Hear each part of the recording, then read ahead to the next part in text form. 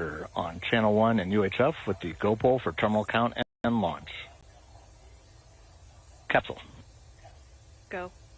Booster. Go. Ground. Go. Inco. Go. Safety. Go. Capcom. Go. Engineering. Go. This is the flight director. New Shepard is go for launch. Booster, commence the terminal count. Wilco. Now that poll is always so great to hear. It means all systems are checked and ready to go for launch. Now, a flight on New Shepard, let's talk about what it means for an individual who actually gets strapped into that capsule and goes across the Kármán line. It changes the trajectory of one's life. Yeah, let's hear directly from Katya Echezarreta of how her mission changed her life. I just went to space as the first woman from Mexico. My flight really truly was the catalyst for everything that I've done since then.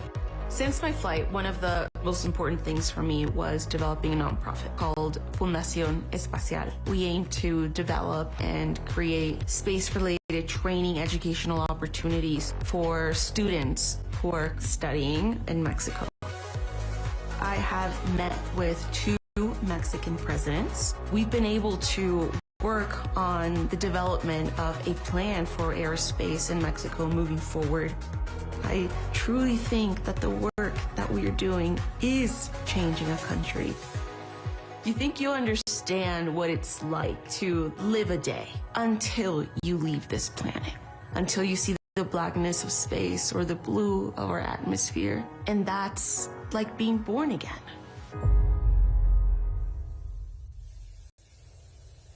Exactly. You heard what a great experience flying on New Shepard is for our previous Astros like William Shatner and Katya Echezarreta. Now, take a look on your screen, and we want to tell you a little bit more about the flight profile. We want to go into depth on that for a second. That's right. New Shepard is a suborbital flight and a fantastic way to experience space. It's a simple parabolic flight, straight up and straight back down. Let's take a look at the graphic here on your screen. We launch from our West Texas desert at Launch Site 1, where we take off and gain speed and altitude rapidly as we climb to the Kármán line. We then have main engine cutoff, and shortly thereafter, separation, where the booster and the capsule separate and continue on their parabolic flight. During this time, the astronauts are experiencing 0G. They get about 3 minutes of 0G. Meanwhile, the booster is descending rapidly back down to the launch pad, the landing pad, I'm sorry. This is where the aerodynamic surfaces deploy. We have engine relight and the legs pop out, and we have a clean landing on our landing pad. Now the capsule continues its flight, reaching apogee above the Kármán line. At that point, the astronauts get back in their seats and come back down for a easy landing that is aided by the drogue parachutes, which pull out the main parachutes that you will see here on your screen. Those will reef and create a nice soft touchdown with the assistance of our retro thrust system for that beautiful landing. That is what we can expect today on our flight. Our space nomads, they are locked in. They are so excited for this moment. They've been dreaming of crossing the Kármán line, and today is the day. And I also really like this graphic because it kind of shows you the movement of everything all at once to see New Shepard's parabolic flight. Now, after the Astros land, as I've kind of alluded to, we have something special for you. We're hoping to be chatting with a couple of our astronauts, including Clint Kelly III, going up for the second time today. What a special day it is for him. There it is, New Shepard on the pad out in West Texas. We are at about T-minus 3 minutes from launching this rocket, and this is pretty exciting stuff. This is my favorite time, really, as we inch closer, and all of the excitement really builds for our crew, who has been sitting in there for the past 20 minutes, and they're ready to go, and we are ready to go as well. Now, coming up in about 30 seconds is when we're going to see our bit checks, which are our built-in tests. Now, do you want to talk a little bit more about what they're going to see, Alice? Yeah, let's take a look here on your screen. We're looking at the vehicle. Those astronauts, like you said, are strapped in there. We are doing some of our final checks. We should see some of them on the screen here shortly. They will some of them we can see, some of them we can't, but there are some automated test sequences that we are running as we prepare for liftoff today. You will see some aft fin checks. Those aft fins are at the base of the rocket. They help to steer the vehicle on ascent and on descent. We also typically see the engine nozzle gimbal sometimes. It's hard to see with the video, but we always run the engine nozzle gimbal test. This helps maneuver the rocket and make sure everything's good to go. That's right. We're starting to hear more and more of mission control. 1 minute, 50 seconds. There we go. They're going to be chiming in throughout the flight all morning, keeping us updated on what's happening with NS-36. A beautiful drone shot. Cutting away there is the capsule. Looks like the gantry-way has retracted. This is the moment, T-minus 1.5 minutes. Right now, we're also keeping an eye on the pressure and temperatures in the propellant tanks. We know that both need to stay in the green zone of the variables. Executing aft bit test. Ooh. There you are. You can see the fins kind of at the bottom of the rocket, bottom of your screen. Vehicle is now on internal power. There you go. You can see the fins a little bit closer up there. Wiggle and then recenter. That is all very normal. You can see right at the bottom with keen eye the engine nozzle gimbal that I mentioned earlier. That's actually the first time I've been able to see it. Yeah, right at the bottom. That's really cool. Again, all very normal. Those are our built-in checks. We are inching closer, just under a minute to flight. Flight pressures.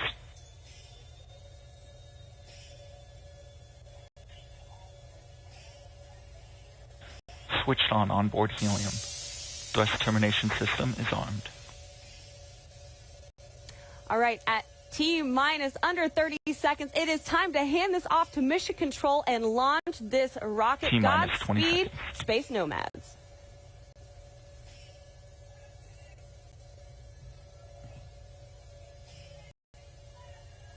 Ten, 9, 8, 7, 6, 5, 4.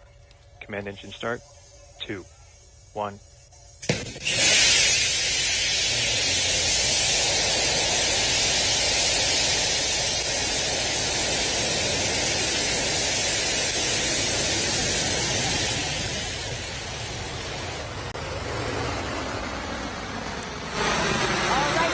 Shepard has cleared the tower. If you look on the bottom right-hand side of your screen, you'll be able to follow along for the timing as NS-36 heads towards the Kármán line. Engine chamber pressure looks good.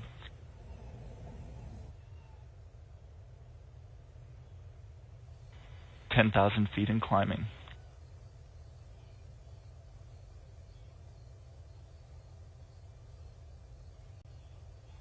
Beginning throttle down for Q limiting. A little bit of a cloudier day out in West Texas today, but you can still see New Shepard. Looks good.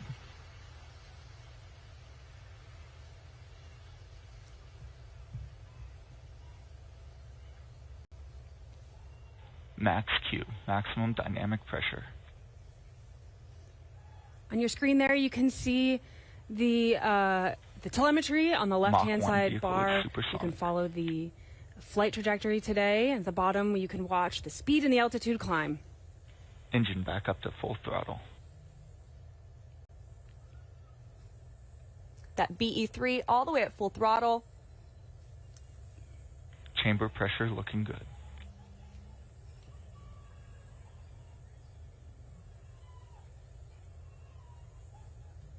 Passing 70,000 feet and climbing.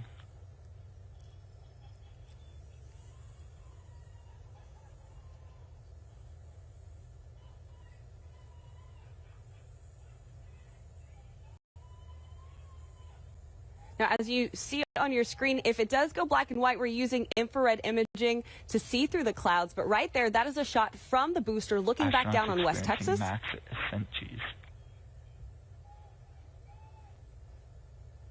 Beginning throttle down, stand by MECO. Stand by MECO. Stand by MECO. We hear some happy astronauts.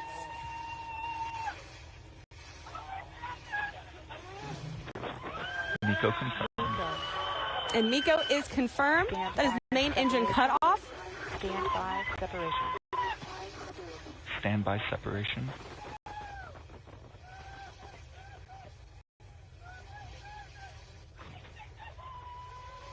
Separation confirmed. Separation is confirmed. There you have it. Separation is confirmed. Our astronauts are experiencing 0 Gs. As you can see, now we have 2 bars for tracking our 2 vehicles. We've got the booster on the left and the capsule on the right as they both continue their ascent to their apogee. Astronauts are experiencing 0 G and doing all sorts of fun stuff up there, taking photos, Capsule body looking out the rates window. look good. Great long-range camera shot there, both the capsule and the booster. We found a break in the clouds. 3 minutes, 15 seconds into flight. Man, they are having a good time up there, aren't they? Yeah. Wow. And now just go have fun, guys. Let's go have fun, guys. Wow, look at that. Look at that. Wow. Crush your legs. You don't Passing the Karman line. As you can hear, we just passed the Karman line.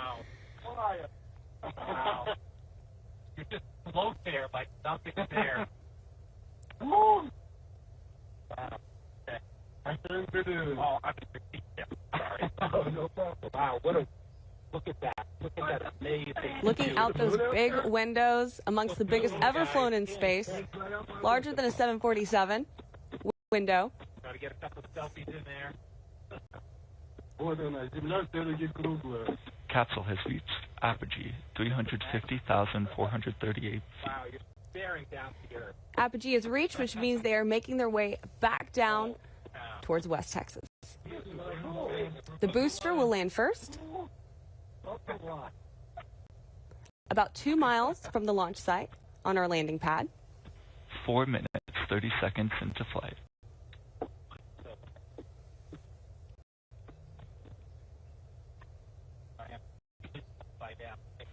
Booster descending past 330,000 feet.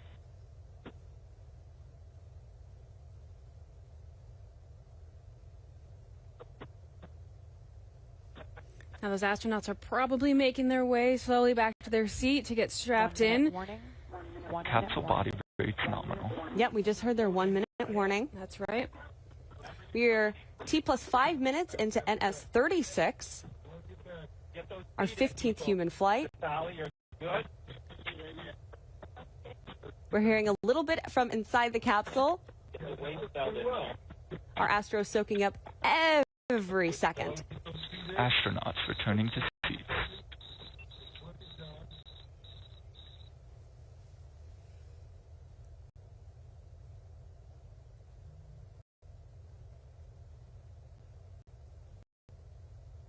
Booster descending nominal.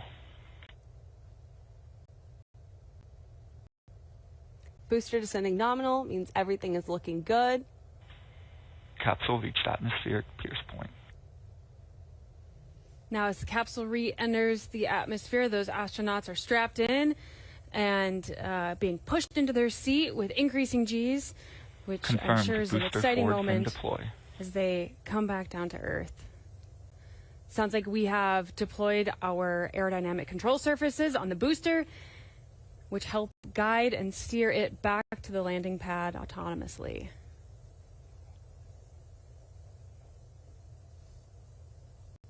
Astronauts experiencing max Gs.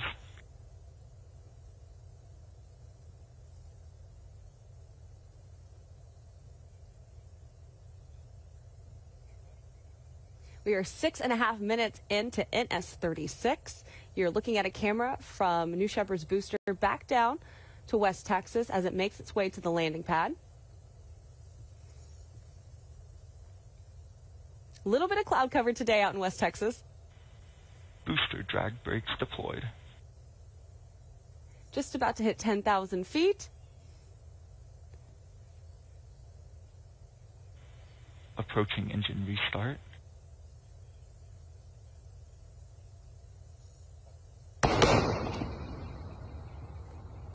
There you hear the sonic boom. You see the engine relight. Engine restart confirmed. Beautiful shot. Landing legs Landing deployed. Booster descent nominal.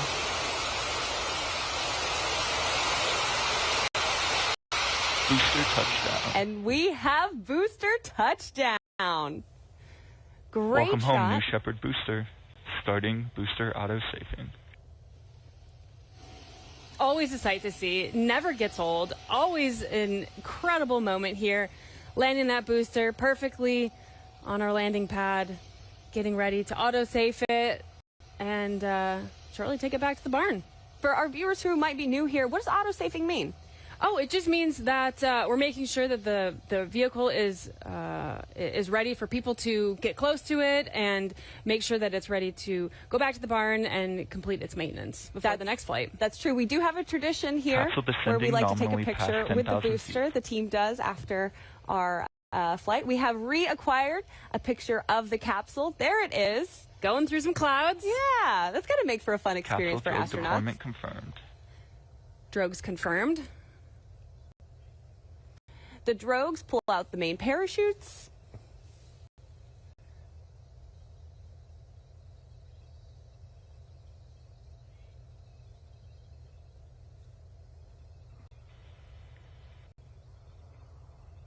Capsule main parachute deployment confirmed. And there you have it. Beautiful All three parachutes. reefing, looking beautiful against Confirmed a cloudy capsule West mains look Texas good. sky. Capsule landing zone is within expected range limits. I love those drone shots. Now, while the parachutes are essential in providing a gentle touchdown, we also have a retro thrust system on the base of the capsule, which will make the final touchdown even smoother. You'll expect to see a little poof of dust as we land. That is all very, very normal. That's right. It slows the capsule to about 1 mile per hour just before it lands in the West Texas desert. Just about to reach 1,000 feet. Look how green that West Texas desert is. It must have been raining there recently. I was just about to say. 9.5 minutes into flight.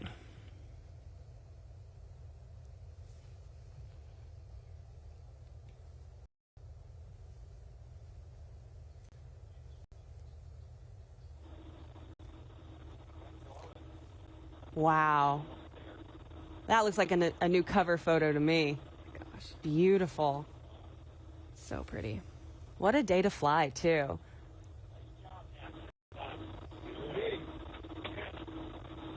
Getting a little audio from our astronauts. Stand by, touchdown. Retro thrust. Stand by, touchdown.